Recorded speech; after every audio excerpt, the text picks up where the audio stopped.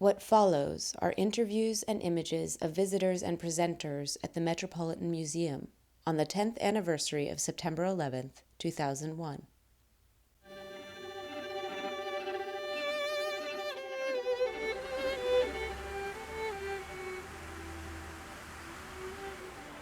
I'm Faith Ringgold. I'm here at the Metropolitan Museum of Art. Very pleased to be part of this ceremony. It's very moving and right on target to be in a house of art, because when we're here with the art and the music, we're in touch with the best that human beings have to offer, their creativity.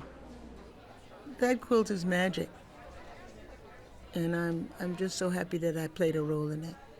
The children did the pictures, and they wrote the text. My job was to put that together to make a quilt. The children came up with those beautiful images of peace, and how they were able to make something that is so beautiful and so peaceful out of something that was so ugly and violent. My name is Judy Vines, and I live right across the park. I am a New Yorker, and I was here on 9/11. 10 years went by very fast. I think of it all the time. I don't have to be, it doesn't have to be 1 year or 2 years. I think of 9/11 quite a bit.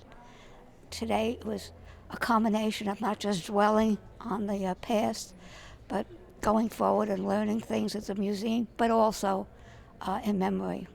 Looking at the Peace Quilt, I just wish there was peace all over the world. Well, my name is Jasmine Hope, and I'm 20 years old. I currently attend Southern Connecticut State University. I'm also majoring in English and minoring in women's studies. I totally feel Faith's call to art and to telling her story.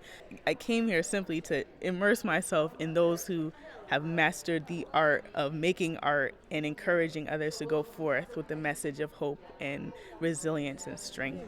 My name is Andrew Kuiper. This happens to be my favorite room in all of New York City, and I live far away from New York now. I live in southern Maryland, so I was excited to hear that this was being performed, and I had to come back up to the city on this particular day because I wouldn't want to be anywhere else. The special thing about this room is that it's survived so long, right? And yet has subtly fallen apart, subtly disintegrated, and now it serves this other purpose here in this space for us. And I guess there's a metaphor to be found in its survival, and yet this day is all about collapse and what fell apart.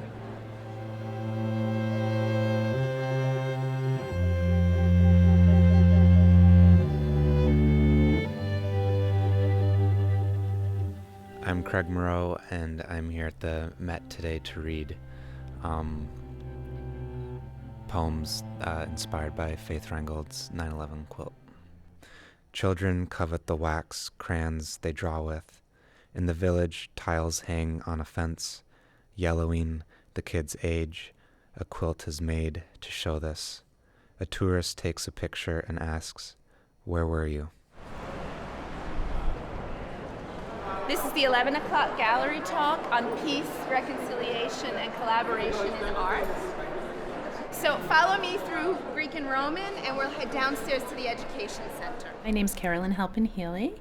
I'm a lecturer at the Metropolitan Museum of Art and have been teaching in a whole variety of programs here since 1991.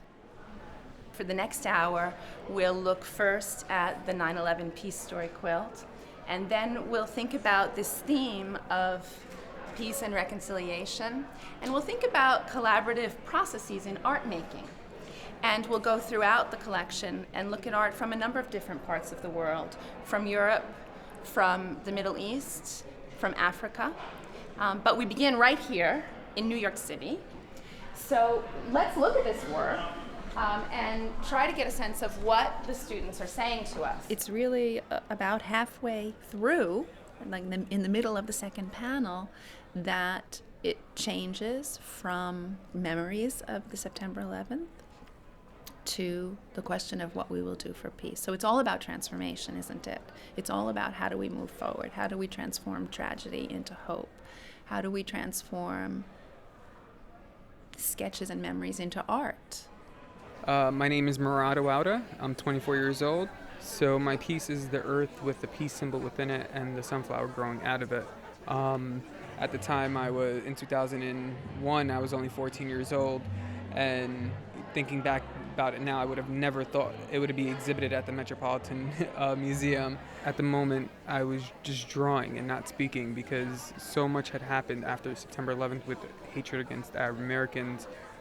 It was quite a difficult time in my life. I saw people attacking my mother just for wearing a veil, or harassing my sisters in school because they were Muslim.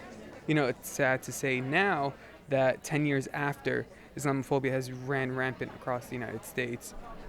Leah Romero. I am 21 and I grew up in Washington Heights, 161.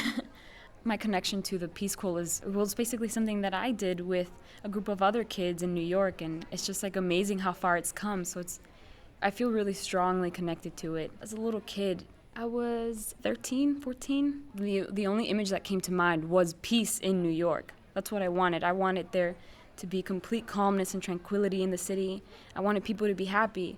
So my desire for the picture was just to have a shining sun and to have it peeking off of the Empire State and then the tower still standing and just spelling out peace.